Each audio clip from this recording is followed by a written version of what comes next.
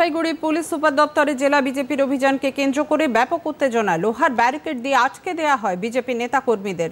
ঘটনাকে কেন্দ্র করে শহরের পুলিশ সুপার দপ্তরের সামনে উত্তেজনা ছড়ায়। লোহার ব্যারিকেড টপকে যাওয়ার চেষ্টা করেন বিজেপি নেতাকর্মীরা। অভিযানে সামিল হন বিজেপি জলপাইগুড়ির সাংসদ জয়ন্ত কুমার রায়, বিজেপি জেলা সভাপতি শ্যামল রায় সহ অনেকেই। মুখ্যমন্ত্রী মমতা বন্দ্যোপাধ্যায়ের পদত্যাগের দাবিও তোলা হয় এই কর্মসূচিতে।